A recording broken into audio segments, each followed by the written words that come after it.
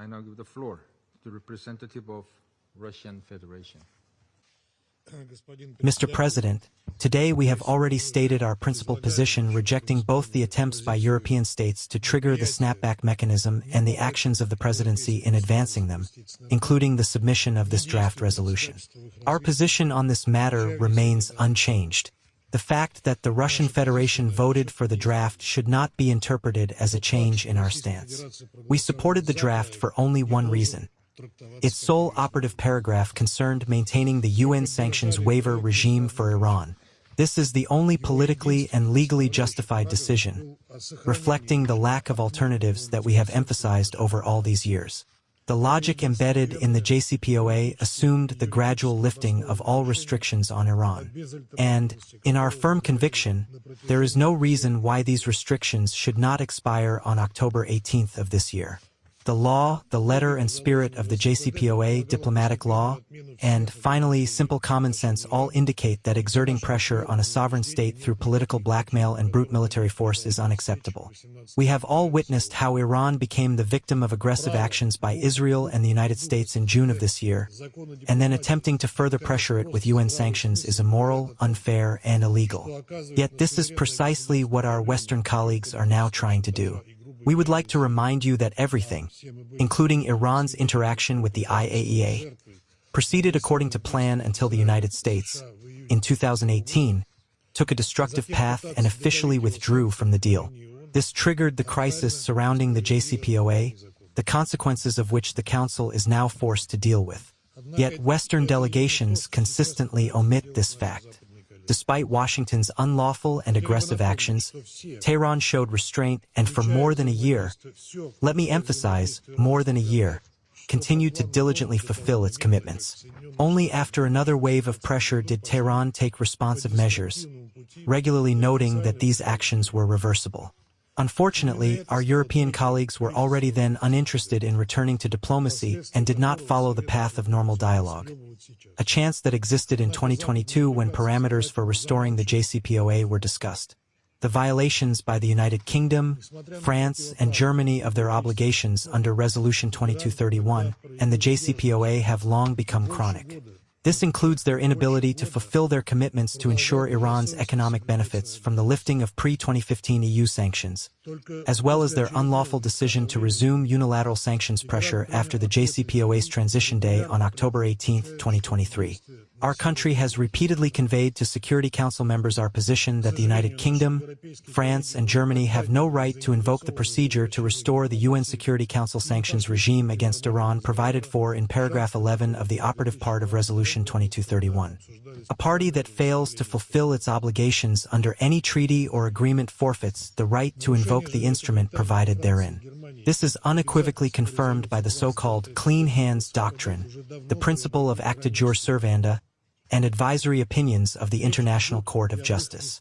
Against this backdrop, the so-called Eurotrio notification of the snapback mechanism, circulated in the Council on August 28, has no legal or procedural force.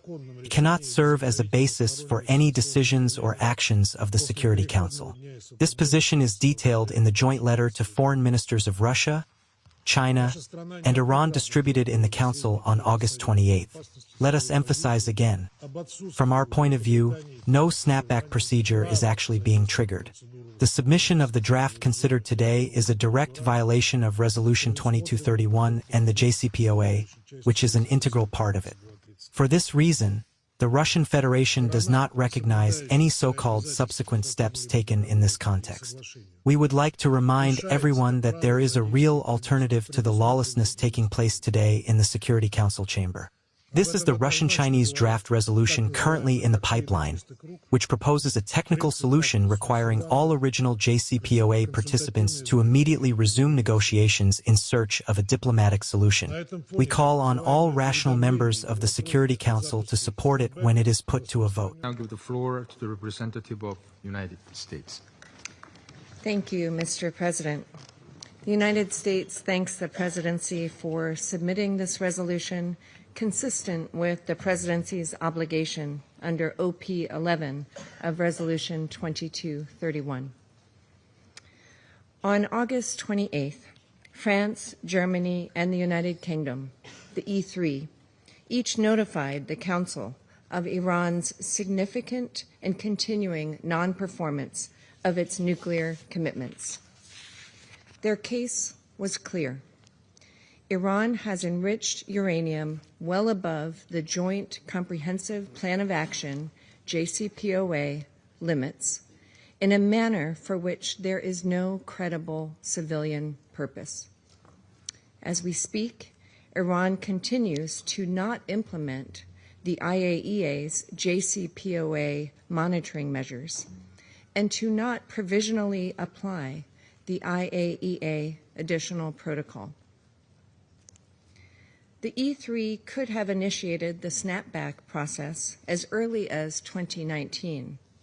Instead, they chose to first pursue intensive diplomacy with Iran.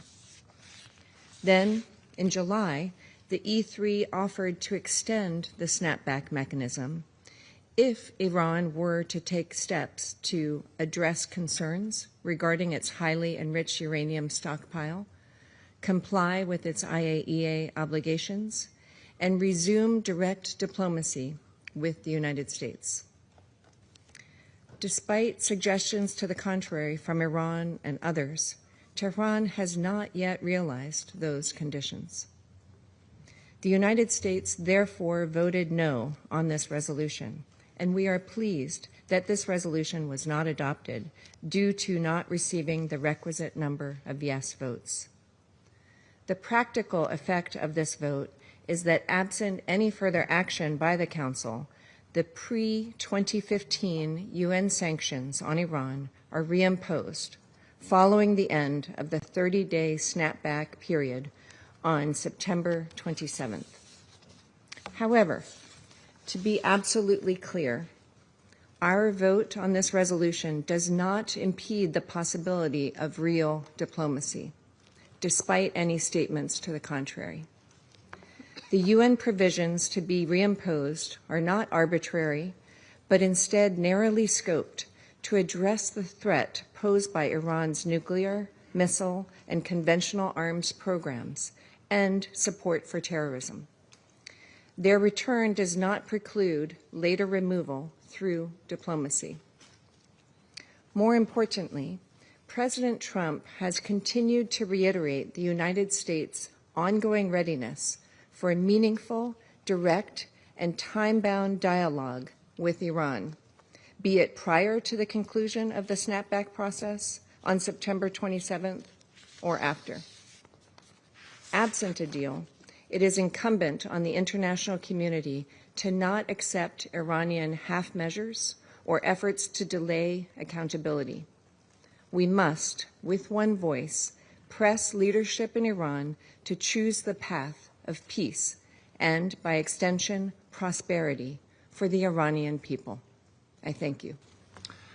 I thank the representative of the United States for the statement.